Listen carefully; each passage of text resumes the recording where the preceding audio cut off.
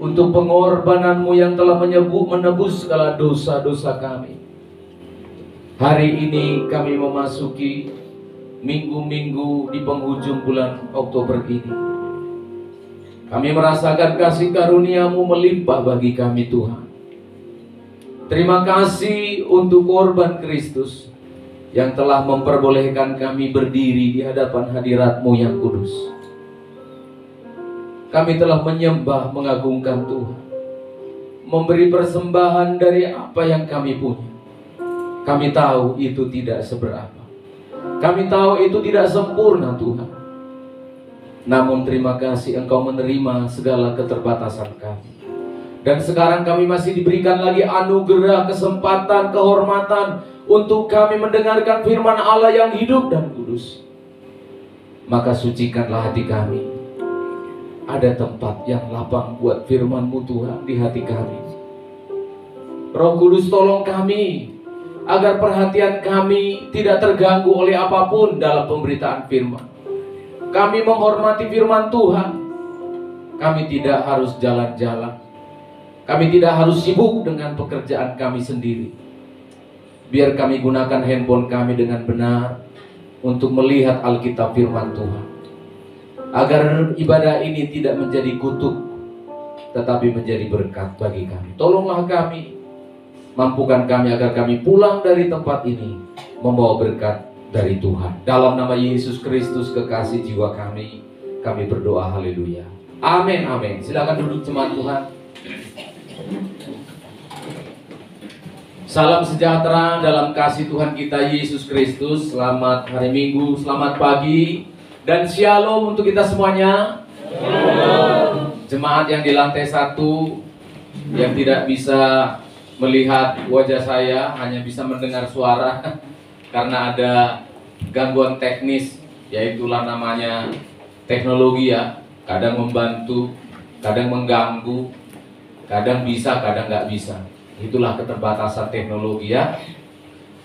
Dan juga jemaat atau hamba-hamba Tuhan yang selalu mengikuti ibadah kami lewat channel YouTube kami di Healing Insight Ministry.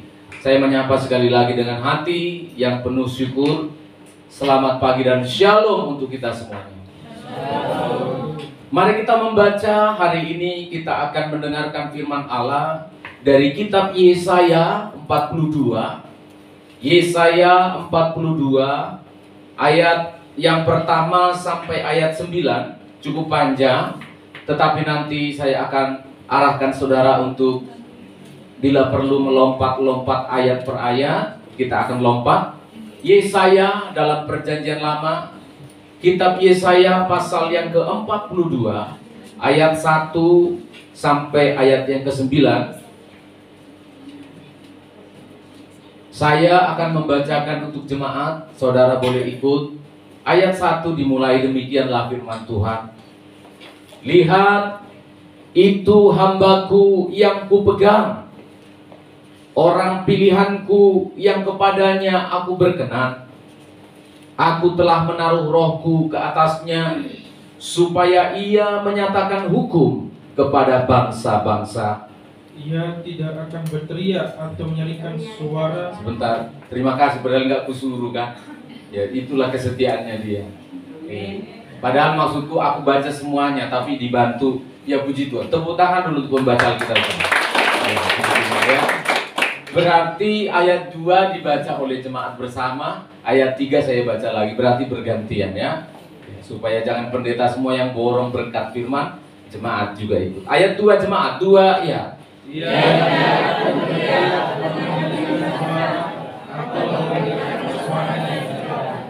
Buluh yang patah terkulai tidak akan diputuskannya, dan sumbu yang pudar nyalanya tidak akan dipadamkannya, tetapi dengan setia ia akan menyatakan hukum.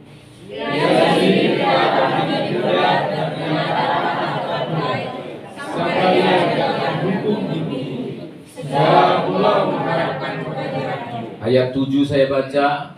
Untuk membuka mata yang buta, untuk mengeluarkan orang hukuman dari tempat tahanan, dan mengeluarkan orang-orang yang duduk dalam gelap dari rumah penjara. 8 jemaat. Aku ini Tuhan, itulah namaku. Aku tidak akan memberikan kemuliaanku kepada yang lain atau kemasyuranku pada bapak. Nubuat-nubuat yang dahulu sekarang sudah menjadi kenyataan. Hal-hal yang baru hendak ku beritahukan. Sebelum hal-hal itu muncul, aku mengabarkannya kepadamu. Kita katakan amin untuk firman Allah. Amin. Membangunkan iman yang tertidur. Itulah topik dari beberapa ayat, 9 ayat yang kita baca tadi. Jemaat sudah menerima flyer. Garis besar dari khotbah saya, saudara bisa ikuti dari sana. Membangunkan iman yang tertidur, itulah yang sedang dilakukan oleh Yesaya. Dia berkhotbah, dia menyampaikan nubuatan kepada bangsa Israel yang ada di utara. Waktu itu sudah terpecah bangsa Israel menjadi 2. Israel utara 10 suku, Israel selatan menjadi 2 suku. Mengapa? Keadaan bangsa Israel yang ada di utara ini terlalu nyaman, terlalu aman, terlalu merasa tidak perlu Tuhan, merasa tidak perlu hukum. Sehingga Tuhan mengirimkan seorang nabi yang bernama Yesaya untuk berbicara secara tegas tentang apa? Ada 2 kata kerja yang dipakai dalam ayat 1 sampai seterusnya. Dia akan menyatakan hukum, dia akan menegakkan hukum. Ini penting sekali. Jadi memang sudah menjadi tradisi, bisa ditampilkan gambar saya. Sudah menjadi tradisi, kalau kita nyaman, seperti yang di depan itu, kalau kita sudah terlalu nyaman, apa yang terjadi? Tidurlah imannya dan jatuhlah ke bawah pohon. Ini monyet ini yang di depan ini, kalau angin kencang nggak jatuh itu, betul nggak? Nggak jatuh itu. Kalau di pohon angin kencang, biar dia di ujung pohon angin kencang nggak jatuh, malah dipegang sama dia kuat-kuat. Tapi kalau anginnya lembut gitu ya, semilir, enak sepoi-sepoi, akhirnya terjatuhlah dia karena terbuai. Seperti nuansa AC yang kena ke wajah kita itu. Maka ketika kita dengar khotbah pun, terjatuhlah kita ke dalam pencobaan.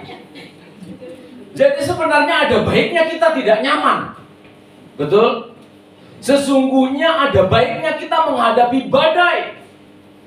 Sesungguhnya sebaiknya kita menghadapi kesulitan. Kenapa? Sudah menjadi tabiat kita manusia. Kalau nyaman, lupa Tuhan. Kalau merasa sudah nyaman, kita tidak awas, tidak was-was musuh menyerang. Ini yang saya alami dulu waktu masih kecil, umur 12 tahun. Kan kalau kami di kampung itu nonton TV aja harus pergi ke rumah orang.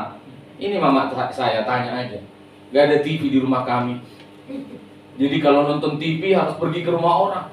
Aku lagi ngantuk sekali, waktu belum ngantuk gak jatuh saya. Lagi nonton TV gini-gini, akhirnya jatuh, langsung panjang saudara. Karena wajah saya langsung ke lantai, ini langsung panjang. Cuit. Saya pulang dimarah mama, pulang yang dipikirku kan, taruh lah kain itu kepencet, lembek saudara. Saking besarnya, darah itu numpuk begitu. Saya tekan-tekan, gak bisa, gak kembali, balik lagi. Dalam hati saya, aduh dimarahin aku nanti, aduh. Itulah kalau terlelap. Tapi coba kalau ruangan ini gak ada AC, apa kira-kira yang terjadi? Gak mungkin ada yang tertidur. Saya yakin semua akan gelisah ambil kipas, sibuk dengan pertolongan pertama bagi dirinya, mengkipas-kipas dirinya. Itulah yang terjadi ketika bangsa Israel di utara ini dalam keadaan merasa nyaman, merasa hebat, merasa kuat. Akhirnya Tuhan suruh bangsa Asyur menghancurkan Israel utara pada tahun 722 sebelum Masehi. Bangsa Israel yang beribu kota di Samaria ini ditawan dan dihancurkan oleh bangsa Asyur pada waktu itu. Asyur yang sekarang itu Iran gitu lah ya. Iran yang sekarang. Babel itu Irak. Dihancurkan, ditawan. Sehingga datanglah nubuatan Yesaya ini. Yesaya 42, dia katakan, Roh Tuhan ada pada dia. Roh Tuhan ada pada orang pilihanku. Ke atasnya telah kucurahkan rohku. Untuk apa? Menyatakan hukum kepada bangsa-bangsa. Inilah cara Tuhan. Membangunkan iman yang tertidur. Cara Tuhan bukan memberkati. Ajaib. Untuk membangunkan iman orang yang tertidur, pasti tidak diberkati. Dalam arti apa? Nyaman, ketenangan, uang banyak. Nggak mungkin. Dibikin susah, dibikin payah, dibikin sulit. Supaya apa?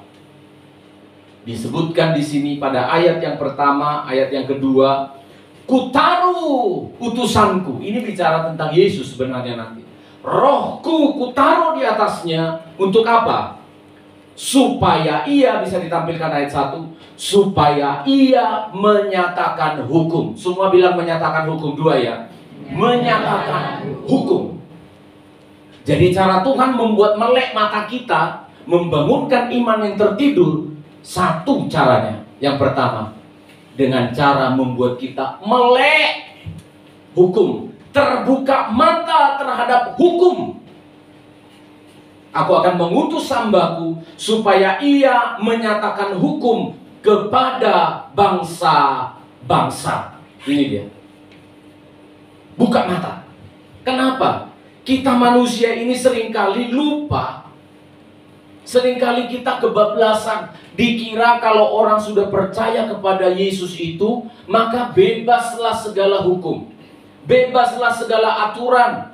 Kebal hukum. Tidak perlu hukum. Kasih karunia Tuhan saja sudah cukup. Ini berbahaya. Perlu saya membangunkan iman saya dan iman kita hari ini, agar kita melek hukum, terbuka mata kita terhadap hukum. Inilah yang membedakan manusia dengan hewan. Satu yang mendasar, yang membedakan manusia dengan hewan adalah ini dia. Hukum. Manusia punya hukum. Hewan tidak punya hukum. Betul kan? Dan ada undang-undang hewan. Siapa yang bikin undang-undang hewan? DPR hewan? Gak ada. Nanti dilihatnya di sana cewek bagus, ya ayo ingat. Ya kan? Ayo katanya. Betul kan? Loh, betul nggak sih? Setuju nggak ini ya? Kucing lihat istrinya kucing yang lain. Nggak ada. Aku suka sama kau, kenapa rupanya katanya. Menikah orang itu, kawin mereka itu. Nggak ada hukumnya. Harimau di hutan sana, begitu dia lihat ada yang lain dimakan, nggak ada hukumnya. Tetapi manusia ada hukumnya. Tadi malam kita PA, kita sudah berjanji di PA pendalaman Alkitab tadi malam membahas 10 hukum yang ada di tabut perjanjian. Ada 10 hukum yang membedakan antara manusia dengan hewan. Hanya ini, kita punya hukum moral, kita punya aturan hidup. Bahkan saya bilang, walaupun saya bilang tadi hewan itu tidak punya aturan, saya kasih tahu saudara dan saudara harusnya kaget. Hewan itu tahu mana yang jantan, mana yang betina, betul? Betul kan? Tidak ada jantan kawin dengan jantan. Tapi saudara lihat di dunia sekarang, manusia, lihat manusia sekarang, laki-laki kawin dengan laki. Lebih hewan siapa sekarang? Kalian yang bilang. Harusnya kita malu kan? Ngeri kali manusia ini kalau tanpa hukum. Berbahaya sekali manusia kalau tanpa hukum. Itu sebabnya Tuhan datang kepada bangsa Israel Utara. Dia katakan, aku datang untuk menyatakan hukum. Dia datang menyatakan hukum dengan tegas, supaya ia menyatakan hukum kepada bangsa-bangsa. Kehadiran Yesaya di Israel Utara ini menyampaikan nubuatan, menjadi seorang confirmator, menjadi seorang yang memberitahu, utara, Israel Utara, kalian bukan hewan, itu kasarnya. Kenapa? Karena di Israel Utara sudah sembarangan hidupnya. Kawin mengawinkan sembarangan. Di Israel Utara sudah sembarangan hidupnya. Mereka tidak menyembah Allahnya Yakub, Ishak dan Abraham lagi. Mereka menyembah dewa, Argon, Baal dan sebagainya. Sudah tidak ada aturan. Allah datang melalui Yesaya untuk menegaskan, buka matamu, meleo, buka matamu. Kita ini adalah manusia yang hidup, pasti harus selalu ada di dalam bayang-bayang hukum. Kenapa? Hukum itu mengikat. Bisa ditampilkan slide saya. Hukum itu mengikat. Ini anak saya yang pertama ini, kebetulan dia suka mau hukum. Ya puji Tuhan, dia sekarang kuliah di hukum. Harusnya dia harus tahu hukum sekarang. Harus lebih dewasa dia mengerti hukum, aturan-aturan kehidupan. Saudara yang belajar hukum, di sini ada sarjana hukum kita juga. Mana? Si Christine. Oh itu, Bapak, Ibu pengacara. Mengerti hukum. Saudara perhatikan. Enggak, aku nggak peduli hukum. Aku kan nggak mau tahu hukum. Saudara perhatikan ini. Dalam prinsip hukum itu ada ini. Ignorantia legis neminem excusat. Umumnya yang di lantai 1 bilang amin aja. Karena ini bahasa Latin. Dalam istilah hukum itu ada ini. Ignorantia legis neminem excusat. Artinya apa? Orang yang tidak mengerti, orang yang tidak tahu hukum, tidak belajar hukum, tidak boleh menjadikan itu alasan untuk dia melanggar hukum. Halo, jemaat? Jadi saudara tidak bisa bilang nanti, kenapa kamu jualan di sini, di pinggir jalan? Kamu nggak bisa bilang gini, ini tanahnya Tuhan, kenapa rupanya? Betul kan? Suka-suka aku lah. Mau jualan di mana, mau bikin apa, terserah aku, nggak peduli. Ini punyanya Tuhan, Tuhan yang ngatur. Polisinya nggak mau kalah. Oh ya, puji Tuhan. Barusan aku ditelepon sama Tuhan, katanya kau tangkap hari ini. Mau ngomong apa kau? Tidak boleh. Karena saudara tidak pernah membaca undang-undang pasal 54, pasal 238. Lalu saudara bebas mencuri, membunuh. Aku nggak tahu hukum, aku nggak hafal ayat-ayatnya, nggak peduli.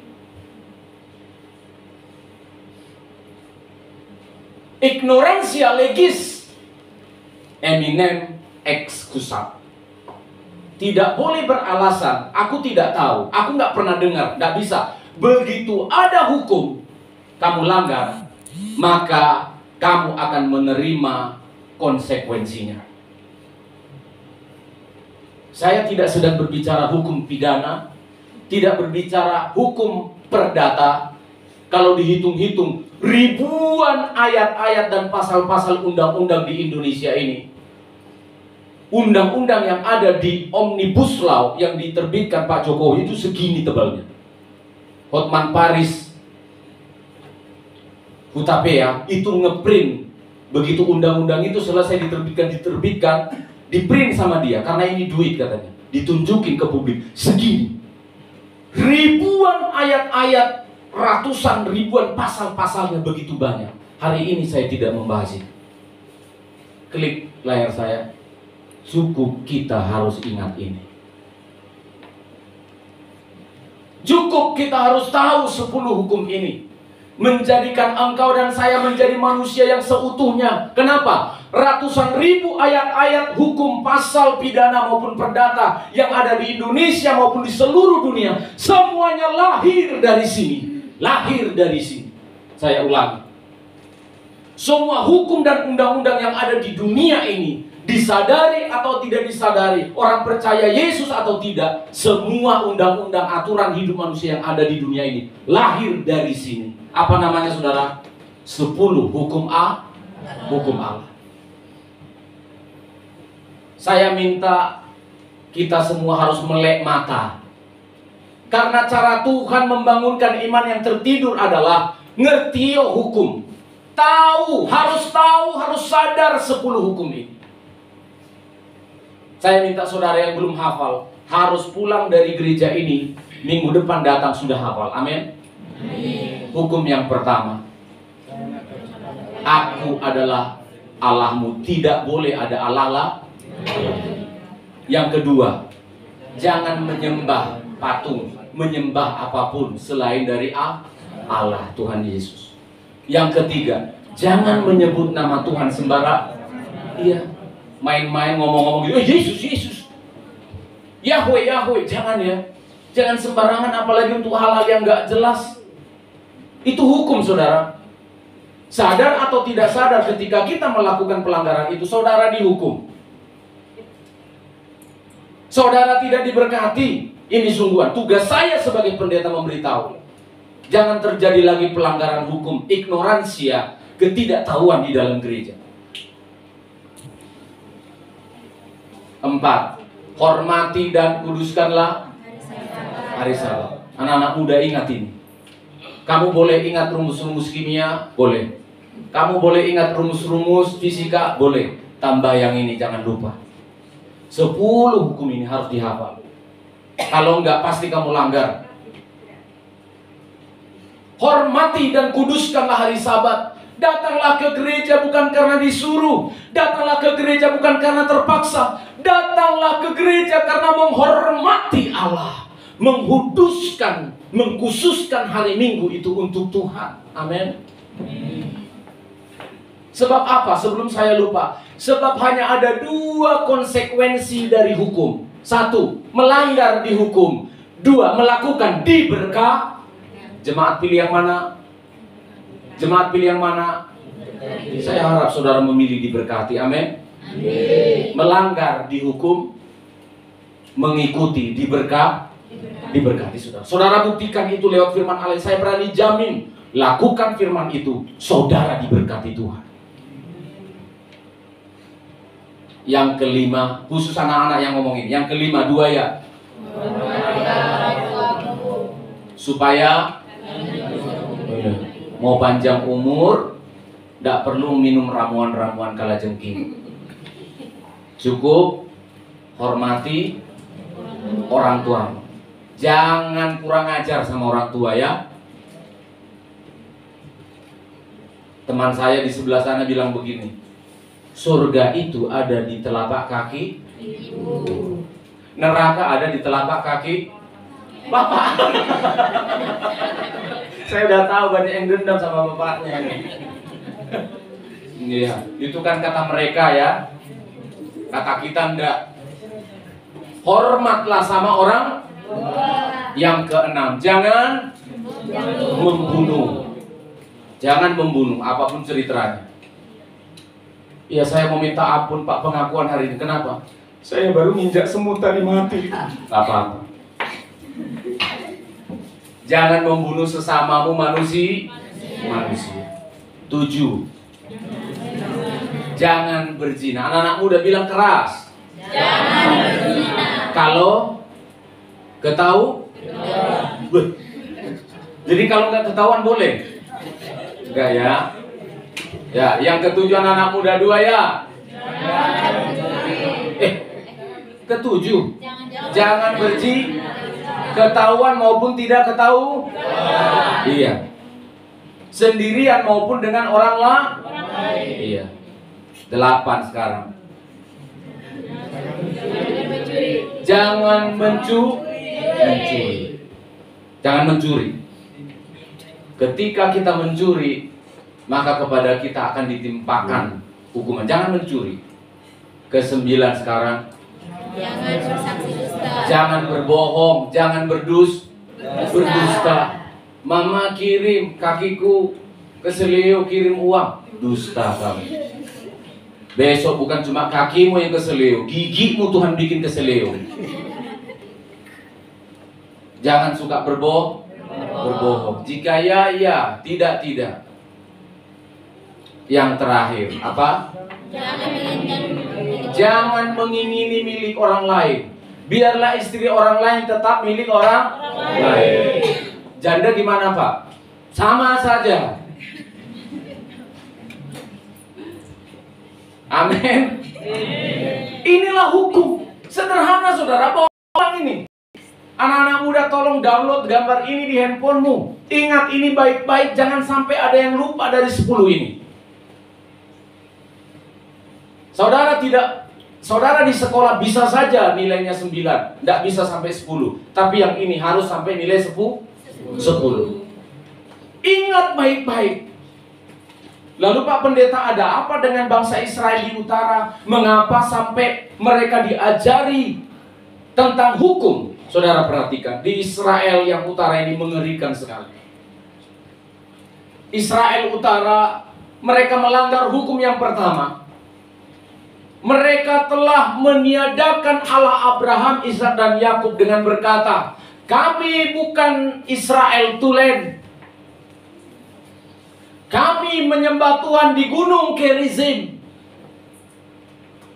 Kami menyembah Tuhan Allahnya kami sendiri. Kami tidak lagi menyembah Allahnya Israel. Di utara orang kawin mengawinkan sembarangan.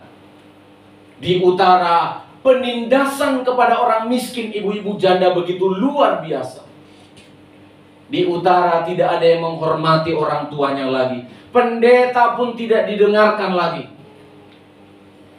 Di kerajaan utara, orang tidak peduli lagi tentang orang lain. Bunuh-membunuh, zina berzina, mengingini milik orang lain, dan seterusnya, dan seterusnya. Inilah yang disampaikan oleh Yesaya kepada bangsa itu. Lalu Yesaya datang dan menjelaskan, tidak boleh acuh tak acuh terhadap hukum. Amin. Jangan pura-pura tidak tahu terhadap hukum. Jangan acuh tak acuh terhadap hukum. 10 hukum ini harus kita tanam di hati kita. Di perjanjian lama 10 hukum ini dicatat dalam 2 loh batu. Dalam kitab Korintus disebut, sekarang hukum itu dicatat di dalam hati kita. Di dalam hati kita. Saya sambil berkhutbah ini sambil berdoa, saudara. Catatlah hukum ini. Karena ketika orang mendengarkan kata hukum itu, Tuhan, seringkali menjadi beban bagi kami. Itu kalau ada di kepala. Tetapi catatlah hukum itu, Tuhan, di dalam hati kami. Karena hukum ini sekarang menjadi kebutuhan kami, ya Tuhan. Catatlah di hati anak-anak kami, supaya mereka menghormati orang tuanya. Air mata saya tak habis-habisnya berdoa untuk anak-anak saya, untuk keluarga saya, untuk anak-anak Tuhan, jemaat Tuhan. Untuk apa? Ini rahasia kehidupan. Hormati orang tuamu. Catat di hatimu. Jangan jadi beban.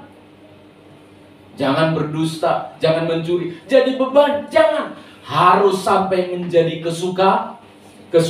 Karena sudah dicatat di hati kita. Di loh hati kita dicatat. Semua yang tercatat di dalam hati, dalam memori, itu pasti kesan-kesan yang terbaik. Itu ada di hati kita. Itu maksudnya. Supaya apa? Supaya kita jangan sampai terkena dari konsekuensi hukum atau fakta-fakta hukum. Itu sebabnya ayat 1 tolong dibacakan. Selain menyatakan hukum, dia juga akan menegakkan hukum. Ayat yang keempat. Yang tadi menyatakan hukum, ya sudah. 10 hukum itu diingatlah. Ayat yang keempat sekarang. Yesaya 42 tadi, tolong dibaca. Ia sendiri tidak akan menjadi pudar dan tidak akan patah terkulai. Ya. Sampai ia menegakkan hukum di bumi. Puji Tuhan terus. Segala pulau mengharapkan pengajarannya. Sampai ia menegakkan hukum di bumi. Hati-hati saudara. Kalau menyatakan hukum itu biasanya masih sosialisasi. Tapi kalau sudah menegakkan hukum, itu sudah ada sanksi. Di Surabaya polisinya bagus-bagus. Waktu sanksi, waktu menegakkan hukum tentang apa? Roda 2 harus sebelah kiri. Mereka selalu, sampai 6 bulan itu, saya lihat itu. Kalau saya kerja ke Surabaya selalu polisinya. Roda 2, dikasih lagi tulisan di dada mereka, roda 2 kiri, roda 4 kanan. Ada yang melanggar, cuma diginikan. Sini. Nggak boleh ya, harus di kiri. Oke, 6 bulan. Begitu sudah selesai menyatakan hukum, penegakan hukum sekarang. Nggak gini-gini lagi dia. Begitu ada roda 2 yang jalan di sebelah kanan, tangkap, prit. Dah pun, maaf Pak, salah, nggak ada. Masa sosialisasi sudah selesai, masa pernyataan sudah selesai. Sekarang penegakan. Sini. Tilang, tahan SIM-nya. Nggak punya SIM gimana? Tahan KTP-nya. Nggak punya KTP apa? Tahan motornya. Nggak punya motor. Udah tadi naik apa? Tahan orangnya. Bu, iya bener. Kena denda. Nggak bisa bayar denda, tinggalkan sepatu. Mesti ada sesuatu yang ditegakkan. Ayat 4 dilanjutkan. Dia akan menegakkan hukum di bumi. Apa yang ditegakkan? Ada fakta hukum yang harus kita perhatikan. Ada fakta hukum yang harus dilihat oleh bangsa Israel. Apa itu? Dosa dihukum. Mengikuti perintah diberkati. Amin. Saya minta kita pilih yang diberkati. Dosa dihukum. Pelanggaran hukum pasti kena ganjaran hukum. Apa itu? Bangsa Israel Utara terpaksa, saya sebut terpaksa. Terpaksa Tuhan harus menyerahkan mereka, dijajah dan ditawan oleh bangsa Asyur saat itu. Nangis mereka. Aduh, menderita sekali kita dijajah bangsa Iran. Aduh, susah sekali kita menderita dalam penjajahan. Itulah fakta hukum. Itulah fakta dari hukum. Kita melanggar hukum, maka kita akan mendapat konsekuensi. Tapi ketika bangsa ini menerima melakukan hukum, mereka diberkati oleh Tuhan. Ini yang tidak boleh kita lupakan. Tapi seringkali kita manusia ini lebih suka penyesal. Halo jemaat. Kita lebih suka penyesalan itu. Saya juga heran.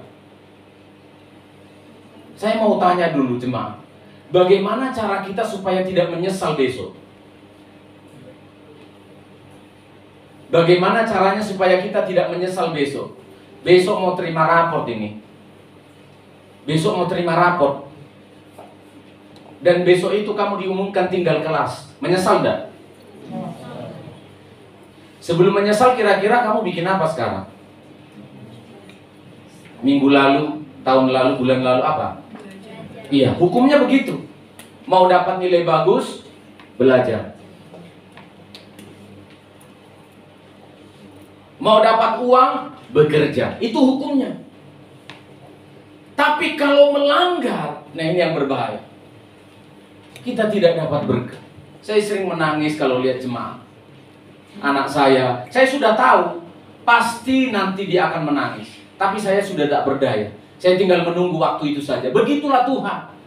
Ketika nabi-nabi datang ke utara mengingatkan, berganti-ganti. Nabi-nabi datang ke Israel utara selatan. Yesaya, Yeremia, Habakuk, Zefanya, Hagai, Zakaria, Maleaki. Ingatkan. Tuhan sudah tahu. Aduh, kasihan anak-anakku ini. Tuhan itu kan sudah tahu apa yang terjadi. Kalau melanggar hukum sudah tahu. Oh Yerusalem, betapa kurindukan engkau seperti induk ayam mengerami menaungi anak-anaknya. Tapi kamu tidak mau.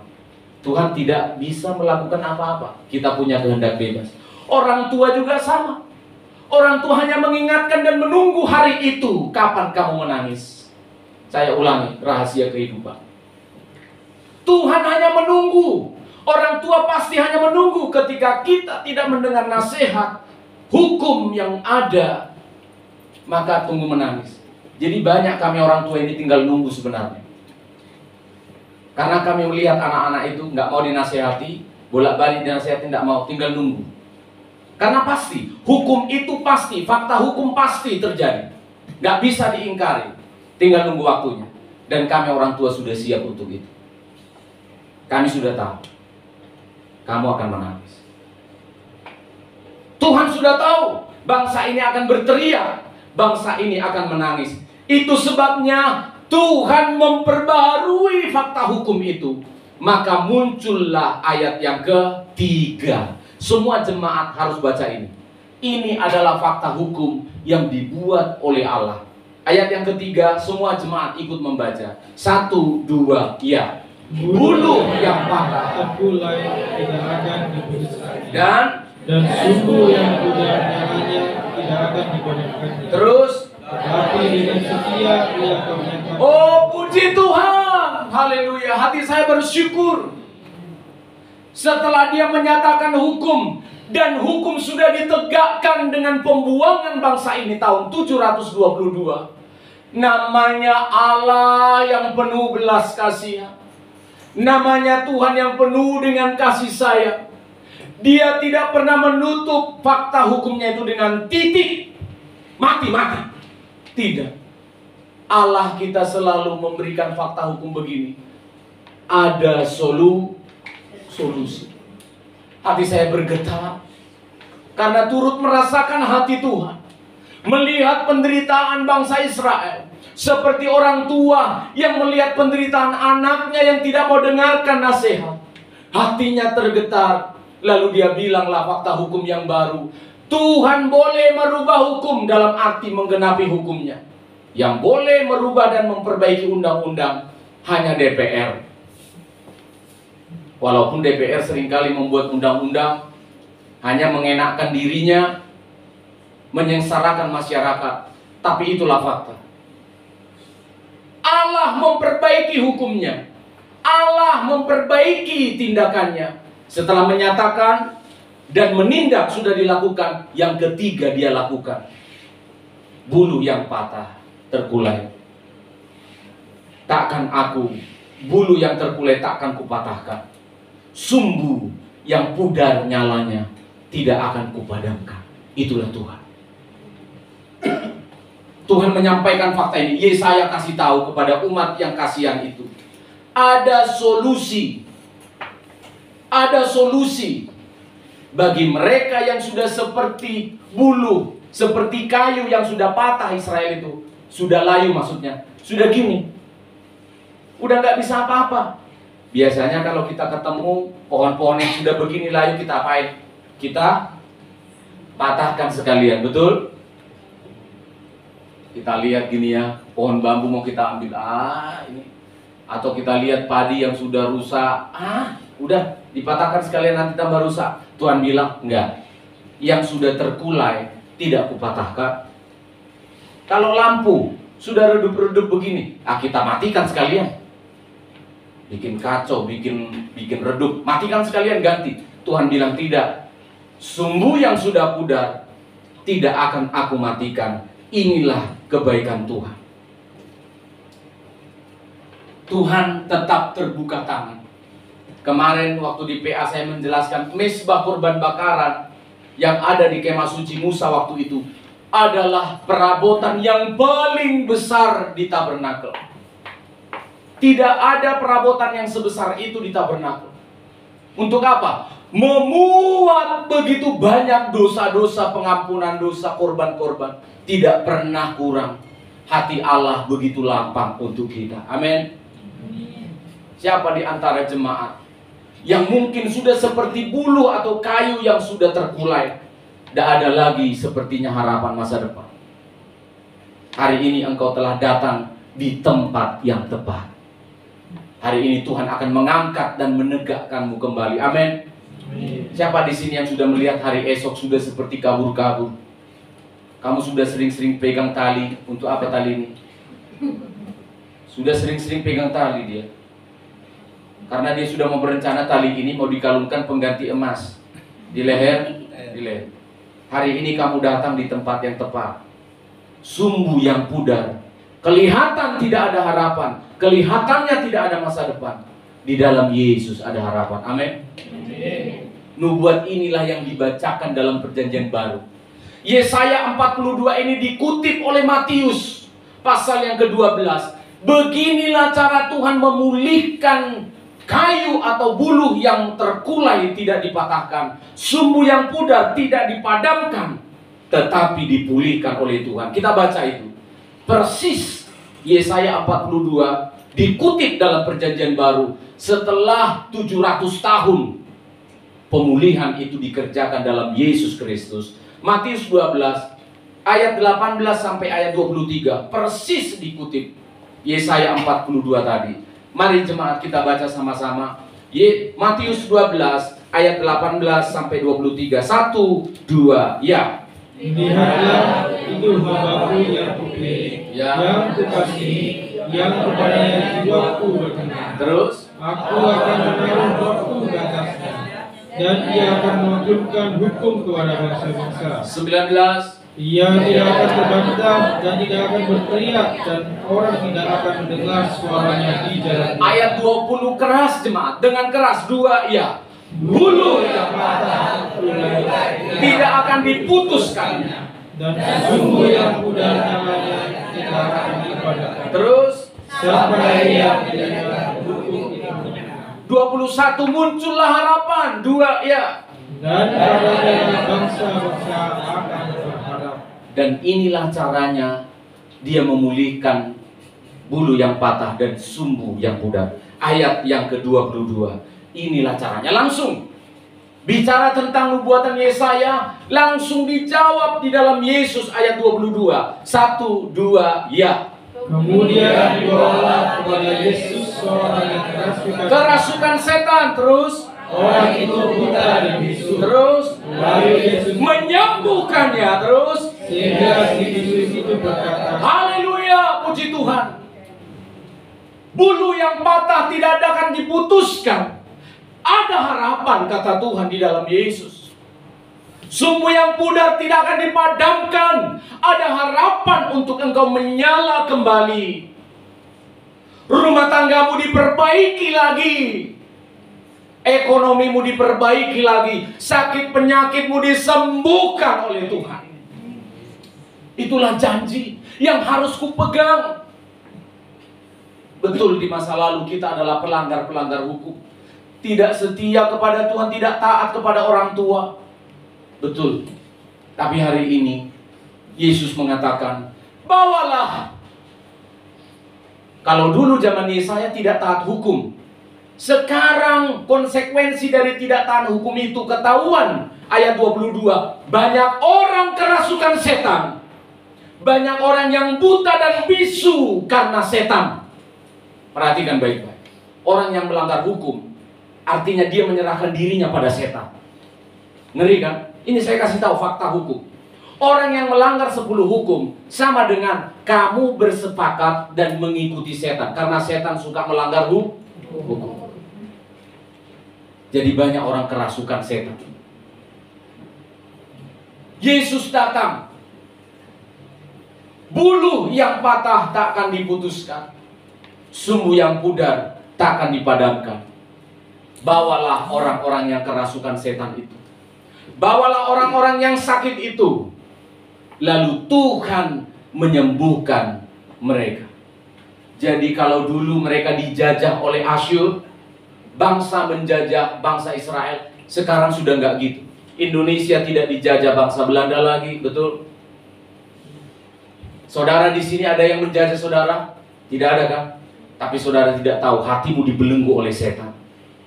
Kamu tidak sadar hatimu dibelenggu, dijajah oleh uang. Kamu tidak sadar anak-anak muda, kamu dijajah oleh porno, aksi pornografi. Disinilah Yesus datang ingin membebaskan kamu sekarang.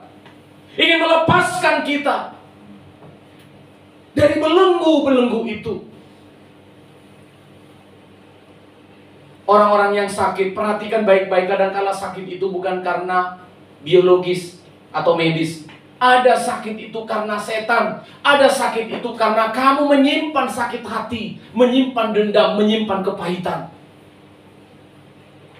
Berita hari ini datang kepada engkau. Cara Yesus memperbaiki hukum itu, Dia tidak melanggar hukum. Dia tidak merusak undang-undang. 10 hukum tetap dijalankan. Maka caranya apa? Solusinya apa? Jangan mereka yang dihukum, biar aku saja yang naik ke kayu salib. Begitulah cara Yesus menolong kita. Kadangkala supaya kita bebas dari hukum, kita sogok polisi kan. Yesus tidak lakukan itu. Karena menegakkan hukum tidak boleh dilakukan dengan melanggar hukum. Bangsa Israel sudah berdosa, manusia sudah berdosa. Mereka harus dihukum, betul harus dihukum. Tapi Yesus datang. Karena penghukuman karena dosa itu tidak masuk penjara, tapi masuk neraka. Kalau saudara mencuri di Indomaret, saudara ditangkap polisi, dikurung 3 hari di tahanan, dibebaskan kalau ada jaminan. Itu konsekuensi manusia. Tapi ketika saudara mencuri itu, saudara harusnya masuk neraka sudah. Yang nerakanya yang diambil alih oleh Yesus. Yang polisinya harus tetap di jalan. Ada 2 konsekuensi hukum itu, saudara. Konsekuensi sosial di masyarakat dan konsekuensi rohani. Mencuri di dunia 2 kenanya. Kamu masuk penjara dan masuk neraka sebenarnya. Yang nerakanya diambil alih oleh Yesus. Mereka sudah dibuang ke Babel, ke Asyur. Mereka sudah ditawan. Mereka sudah menerima hukuman konsekuensi sosial. Masih ada satu lagi. Israel Utara harus masuk neraka. Iblis menuntut. Tidak bisa. Hukum mengatakan siapa yang melanggar harus masuk neraka. Dosa upahnya maut. Yesus maju kepada iblis, dia bilang, betul, kamu betul, hukumnya betul. Mereka sudah dihukumkan di Asyur, kamu mau apa lagi? Oh enggak, mereka harus masuk neraka. Yang nerakanya saya ambil alih. Nyawa harus diganti dengan nyawaku. Iblis tertunduk dan tidak bisa berbuat apa-apa. Ketika saudara dituduh oleh iblis, apa itu si Hendy itu? Aku tahu itu, ceweknya 5. Contoh loh ini ya. Aku tahu itu, hidupnya si Yanto. Mana Yanto yang minggu lalu? Aku tahu hidupnya itu nggak beres itu. Apa jawab kalian berdua, Hendy dan Yanto yang dekat-dekat itu biasanya sinyalnya pas? Apa saudara jawabmu? Betul. Aku orang yang berdosa dulu. Aku pezina dulu. Aku pencuri dulu. Tapi darah Yesus sudah menebus dosa saya. Iblisnya lari. Iblisnya pergi. Ketika orang-orang yang kerasukan setan itu datang kepada Yesus, dengan cepat Yesus katakan, iblis pergi, setan keluar. Inilah yang diinginkan oleh Tuhan. Saudara-saudara dan saya yang dibelenggu oleh hukum-hukum. Dari 10 hukum itu silakan saudara renungkan. Di mana dosa kita, kesalahan kita. 10 hukum itu perhatikan. Kamu mengingini cowok orang lain, istri orang lain. Kamu mencuri kemarin di asrama. Iya kan, ujian maksudnya curi jawab. Nyontek. Tidak ada dosa besar, dosa kecil saudara. Semua dosa masuk neraka. Terlambat datang ke bakti. Itu dosa enggak ya? Nggak tahu ya, nanti coba dibicarakan. Oh, nyuri waktu itu ya. Apalagi saudara, banyak sekali. Hari ini ada solusi. Bulu yang patah terkulai tidak diputuskan. Sumbu yang pudar tidak dipadamkan. Artinya apa? Dari 2 kalimat ini selalu ada harapan di dalam Yesus. Tuhan memberkati kita semua. Kita nyanyikan lagu Hidupku Berharga Bagi Allah. Tiada yang tak berkenan di hadapannya. Buluh yang terkulai takkan dipatahkannya, sumbu yang pudar tidak akan dipadamkannya. Mari tundukkan kepala kita berdoa. Bapa, terima kasih untuk anugerah.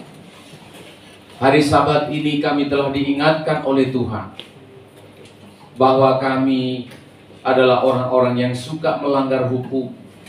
Dan hari ini Tuhan mengingatkan kami agar kami menghormati kekudusan-Mu. Terima kasih Tuhan untuk anugerah. Kami mau datang merenungkan kebaikan-Mu. Terima kasih Tuhan. Hidupku berharga bagi Allah. Amin. Tiada yang tak berkenan di hadapan-Nya. Kau ciptakanku seturut gambar, Dia ciptakanku seturut gambar-Nya. Sungguh terlalu berharga, sungguh terlalu indah bagi Dia. Dia berikan kasih-Nya bagi kita. Dia tak relakan segalanya, segalanya. Dia disalibkan, Dia disalib untuk tebus dosa kita. Karena hidupmu sangatlah berharga. Buluh yang terkulai takkan dipatahkannya. Dia akan jadikan indah sungguh yang berharga, sungguh yang tak pudar akan dipadamkan. Dia akan jadikan terang,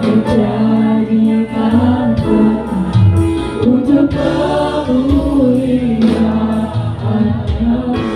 Mari jemaat Tuhan katakan, hidupku berharga bagi-Mu Tuhan. Hidupku berharga bagi Allah. Saya yang tak berkenan di hadapan-Nya. Yang ciptakan Kau surga Bapa. Sungguh terlalu indah bagi Dia. Dia berikan kasih-Nya, Dia berikan kasih-Nya bagi kita. Dia terlewatkan segalanya. Dia disalibkan,